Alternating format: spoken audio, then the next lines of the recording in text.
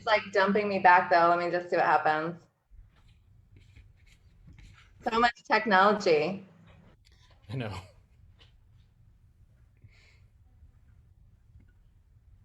Okay.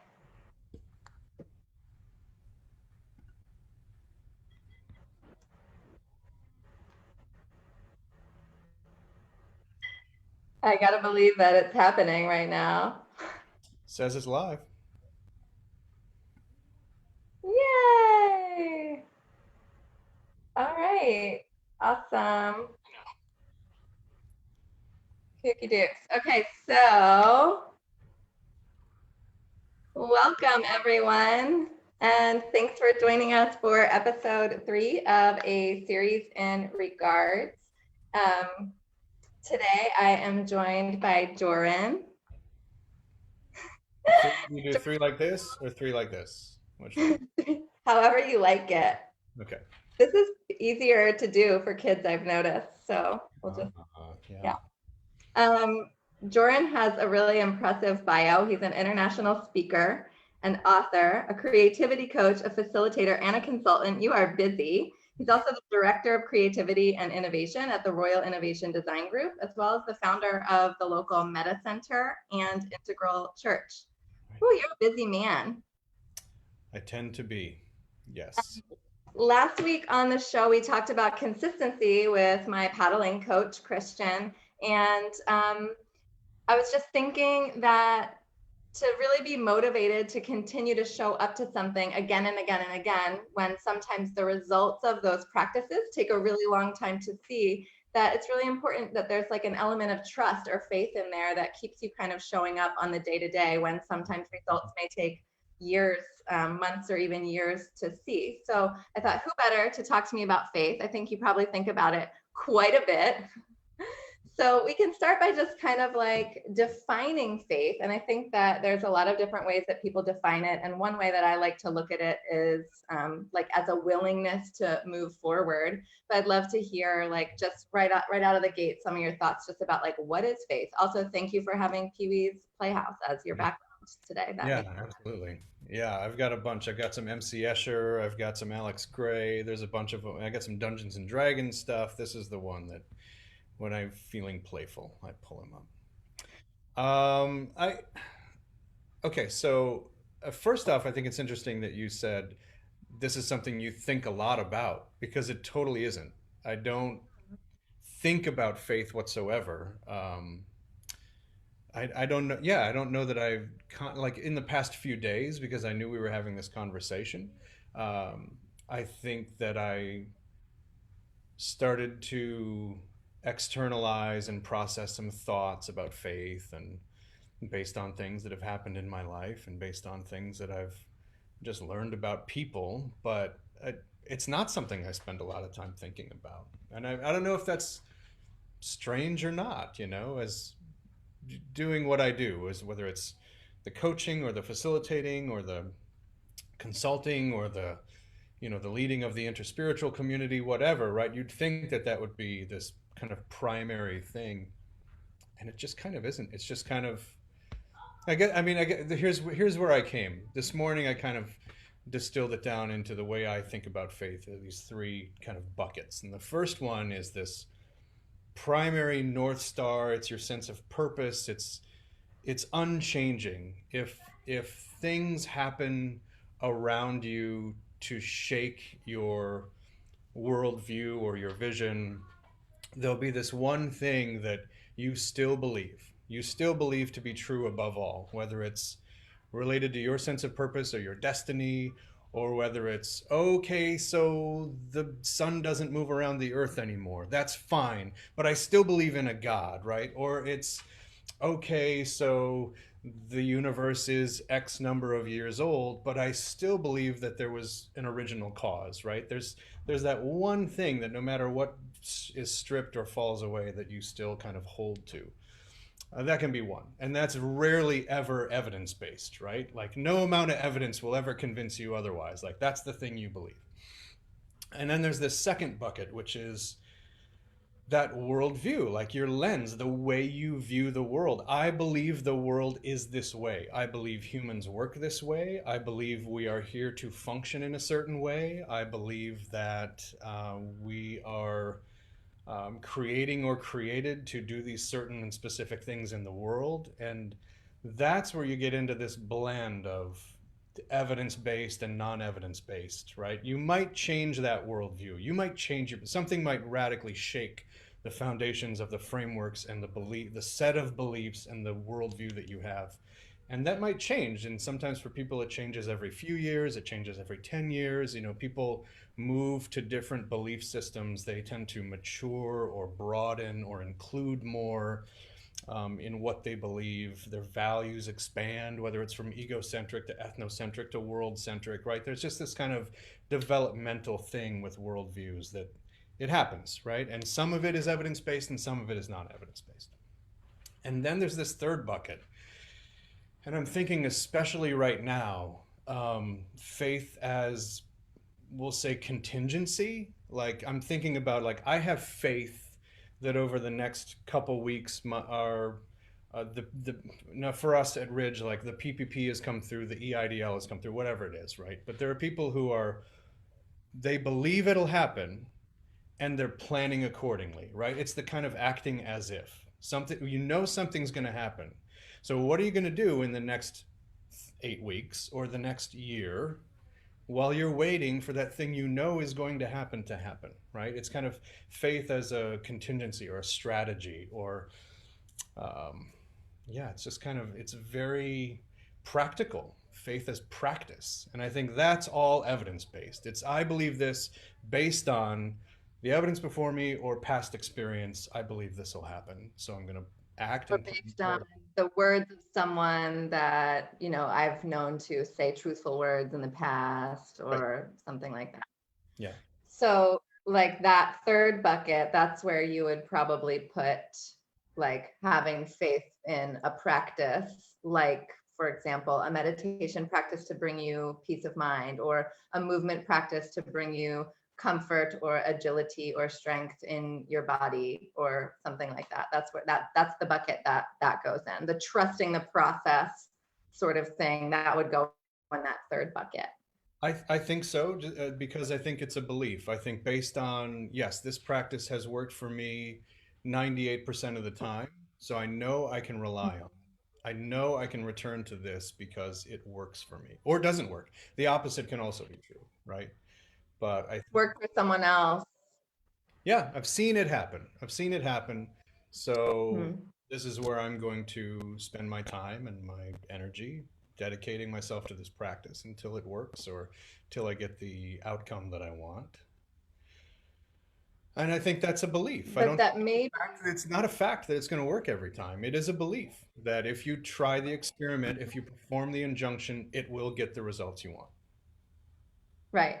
Yeah, it is a faith too. But maybe just going back to your bucket, since that was your lead off, I think that's a great setup for our talk. Like maybe having faith that if I show up, say, to, this practice to paddle with my coach this many times a week, that maybe I can, perform well in a pedaling race in some amount of years. That's like one level of faith. But then the second bucket, this maybe like faith, sense of faith in my like purpose. And then that first bucket, this maybe sort of a sense of like a greater purpose, that having those extra sort of levels of trust, faith, or belief can really add a depth and a richness to the beliefs and the practices that you trust in that third bucket. Yeah, I think for that example, the first category, which was that vision, that North Star, that sense of purpose, you believe you are a paddler. You believe you are an athlete. No matter what happens, that's who you are. You identify directly with that. Nothing can change that. That's who you are at your core.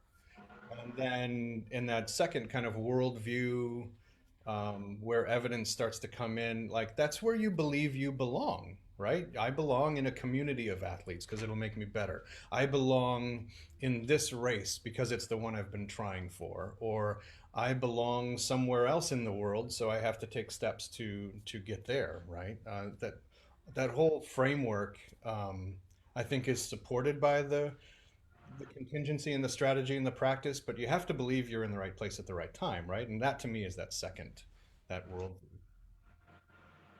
So are faith and like fear at odds?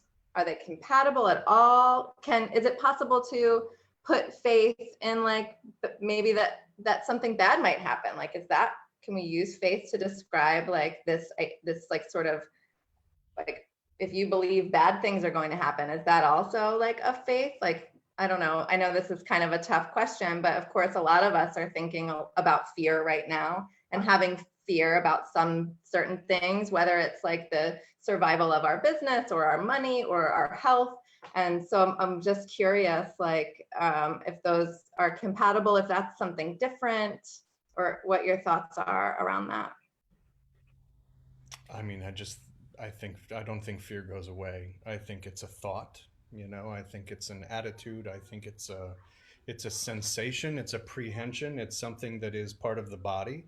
I don't think we can ever strip that away. I think it's what you do with it that matters. I think that we're coming up with what when you were saying when you were describing that, what came to mind for me was we're coming up on Mother's Day, and I've been thinking today, planning for Sunday, I've been thinking a lot about mothers and programmatically and liturgically what to include in the circle and what not to include in the circle, right? So I've been thinking about things that aren't too on the nose about motherhood, right? Because I want to be inclusive of women who,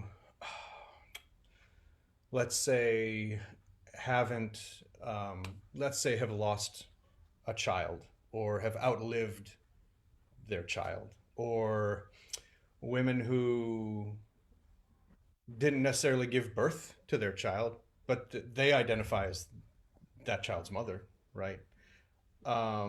There's a whole spectrum of motherhood, and all of those women, I would venture to say, identify in that first category as mothers, right? Mm, Cross the threshold into identifying as at the highest, right? They are now a mother. This is a purpose they serve in the world, and that grants them access to all the great and joyful as well as painful and horrible things that come along with motherhood, right?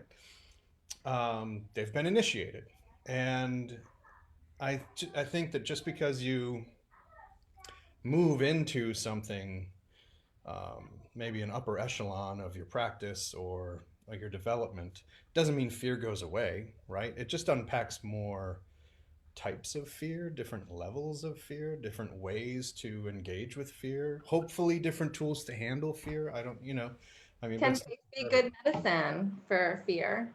Yeah. Yeah, I think so too. I think faith can be good medicine, for fear. Well, and you know, I think that like when you have something that you want to achieve, whether that thing is like peace or bliss or being a good peddler or being able to play a piano song, that there does have to be this like level of faith that it's achievable that keeps you showing up, because sometimes it's really hard to see the results on the day to day. Like for me, piano is a really good example because I don't have time, or maybe I don't make time to practice. So I just have my like 1 hour a week, and the progress is really slow. So I just have to like have this faith that if I keep showing up, that like 52 hours a year is 104 hours in 2 years, and that eventually I'm going to be able to play some shit. And if I don't believe that, I'm really not feeling very motivated. And it doesn't mean you're no longer Yeah. an athlete, right? Right. And if you're trying to Yeah. have children and can't or don't for whatever reason, you know, that may that may shake your worldview enough that you stop trying, right?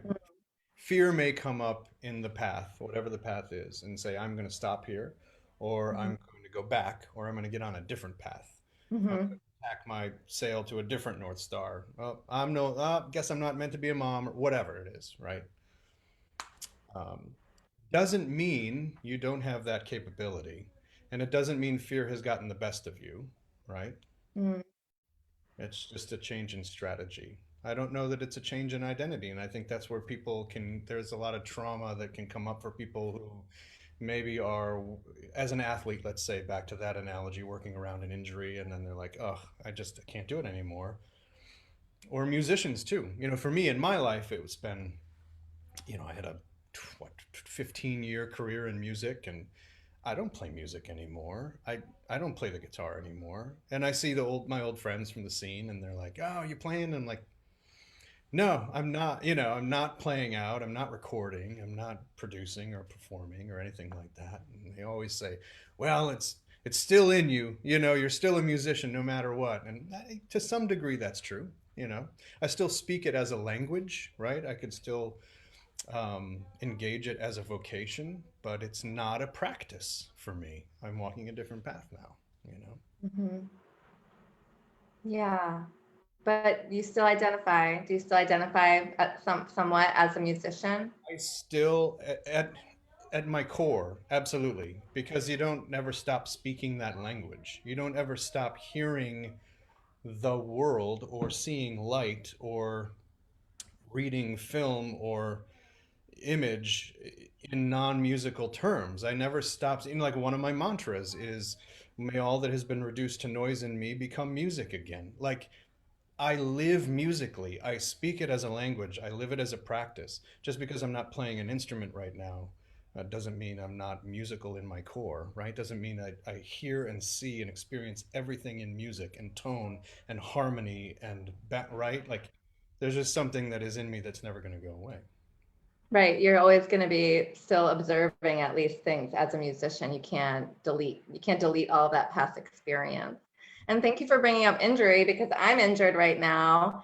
And I was at the beach today and there's waves and I want to be on my boat and surfing, and it is easy to get down and to start feeling like some fear creep in. Oh, am I ever going to be able to again, blah blah. And again, I just love that it does always kind of, you just have to lean into this faith that my bodies can heal. I believe that bodies can heal. I've seen it happen. I believe that I could come back from this injury. I trust the rest. I trust the what acupuncture or whatever things we're doing to heal the thing. And yeah, just I think that faith, it's funny, when I was listing out all the sort of topics I wanted to talk about for this series, um, some people were like, oh, faith, that's weird. Like you're talking about movement, and philosophy. But I just feel like as soon as you're talking about movement and practices, you're talking about you're talking about life, and that it matters. And then especially when I was talking about with Coach last week, thinking about consistency, you just need some faith to keep showing up, because what else is making you show up? And And I think where we get into people maybe sometimes wouldn't use that terminology, but I think anytime you're just showing up to something because you believe there's going to be a result without any evidence, I mean, that's really what faith is, isn't it? right. Yeah. I think where we get into trouble is when we don't heal, then we think all people are incapable of healing, right? Mm, When something happens to us and that translates in our mind to, well, I guess the world is this way for everyone now.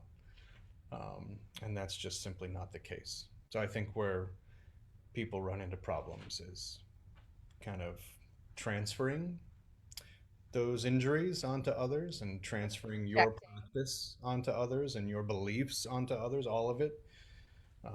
That's where we can run into some big trouble. So how can we hold those people? Hmm.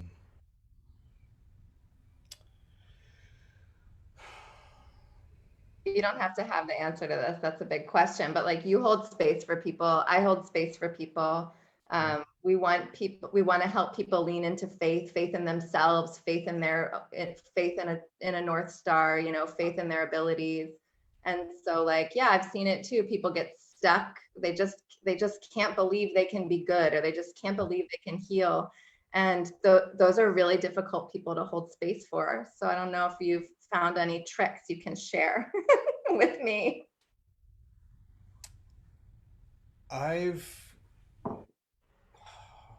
I've been a prayer chaplain um, in the Unity movement at a local church here in St. Petersburg. I served as a prayer chaplain for a few years, and I did that because the idea of prayer, the word prayer, brought up an allergy for me. I was like, prayer? That's dumb, right? Like, why would you talk to something, right? To spirit? And I mean, getting more involved in that community at the time, this was 10 years ago, it's one of those things where I realized, oh, if it's bringing up this much resistance in me, this is probably something I should do.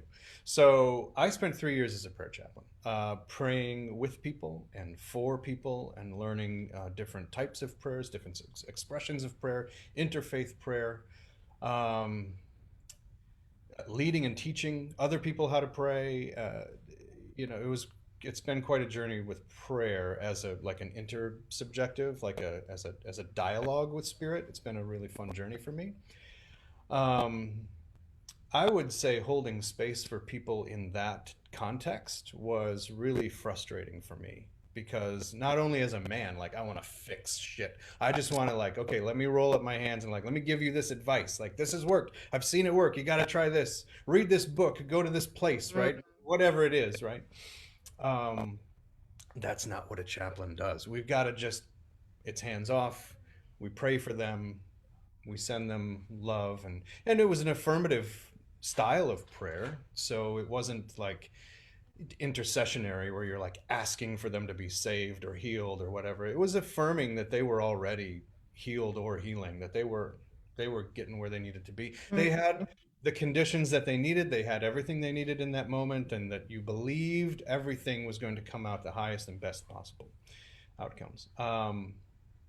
That's a different kind of holding space than what I did when I was coaching. Mm-hmm. In fact, I had a problem with a client once where I was being too too prescriptive, too Mm. assertive. And first of all, you're maybe not everybody's a good fit for coaching styles, etc. But that's where I find my my ability to hold space for others is in my direct engagement with them and lifting them up to the highest and best possible state or outcome or right or action or decision, right? Like gu- guiding them to that, or asking a set of questions so that they arrive at the place that I think they need to be. That to me is the way I've been able to unlock or kind of reveal, because I see that light at the center of like all I see is this light in them, and all I see is the where they're headed and their passion and all of these blocks that they're describing to me, and all of the stuckness and all of the obstacles or the competing commitments, right? They've got a commitment to go one way, but then they're describing all these other things and the reasons they can't do this thing. And it's all connected to this other competing commitment, right? Because they don't want to put this down because that would mean they're another thing, or it's connected to persona or identity. So I think in coaching, continuing to see that highest and best in people and describing that and reflecting that back to them, and just as simple as saying, "Well, I don't see it this way," right? And reminding them, like, is that true, right? Like the um, um, Byron Katie work, like, is that true? Is that a belief? Like, where is that coming from? And getting them to that point of saying, like, oh, I can do that. The obstacles and the stuckness, all of that shit is an illusion. It's not really real. It's me not wanting to go beyond a threshold because I'm afraid, or because I've seen other people fail, or because this is the only thing that's been modeled for me, maybe when I was growing up or in my family or whatever. Um, just continuing to see that kind of red hot glowing center of people, has been the way I hold space for people who are in those situations, and continue to hold that mirror up and say, listen, that's, I don't see all that bullshit. This is what I see in you, right? Yeah, that's really beautiful. Thanks for sharing that. So, like, my takeaway was that sometimes the best way to hold space is to just give space and to give the gift of your own faith. Like, you have faith in that person and you just share that. What I see is this, and it's beautiful. And I have faith that the future is beautiful for you. That's really powerful. So Jeff Taylor has a question for us. Um, and these are like meant to be quick conversations. So we're kind of like getting on to that like edge of where like I want to call it. I'm trying to keep them in that 30 minutes ish, but I love to interact with the audience. So as long as questions are coming, we'll answer the questions. And Jeff wants to know, do you know Jeff? I do. Hi, Oh, Jeff. smiling. Jeff wants to know if faith can be experienced as a verb, as a way of life, rather than a noun or a thing as we're talking about it. Hmm. I love that. I mean, for me, the verb would be believe, Mm-hmm. right? I mean, I would believe into something. I would believe forward, right? Um, I don't know that I would faith into something or faith. I have faith that this is going to happen. Yeah, I see what you're saying. Believe is the verb of faith. I believe in this future is the same as I have faith that this future will occur. Yeah, or I am actively believing it. I'm actively believing it. Does, Yeah. does that answer your question? Does that help, Jeff? Jeff and I are going to talk a lot more about this later, I'm sure. That's so wonderful. That's really what this series is all about. It's kind of just getting us thinking. And if you've been tuning in week after week, I hope you'll see that like it's impossible really to fully extricate each of these topics from each other, that everything is really connected. And so thank you for your questions. Thanks for participating. Joran, thank you so much for doing this like funny new little series that I'm into. I just love to talk about stuff with people that I think are interesting. Like I want to pick your brain. So it's really generous of you to give your time and be on the show with me today. I'm so glad that you reached out. I'm honored to be on it, and I'm excited you're doing it. And congratulations for deciding to do it and doing it and making it happen. And yeah, it's all good. Do you have any closing thoughts that you want to share with our friends?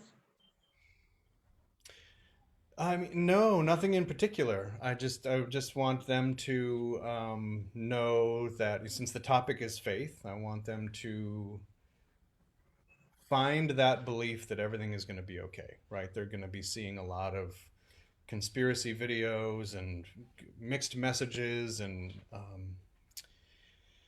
emotions running high and just a lot of stuff happening right now as we're, whether we're between crests or troughs of a wave, of an outbreak, or wherever we are in the cycle of whatever's happening.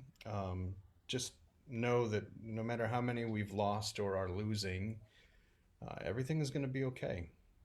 And we need to act accordingly. We need to continue to be kind and compassionate and help each other where we can. And if we have the opportunity or the ability to give or to help in that way, then do it. We need to keep lifting each other as we climb. And I hope that we just keep doing that, do that thing. Those are beautiful parting thoughts. Thank you so much. Thank you guys for tuning in. Jeff, thank you for your question. I'm sad if we don't get any questions. So thanks for being our question asker today. Next week, I'll be talking about intention with Rachel Miller. I'm really excited about that. So in the meantime, guys, have faith in yourselves, continue to show up, and I'll see you next week, I hope. Bye. Thanks, Caitlin. Talk to you soon, Joran. Awesome. Bye bye.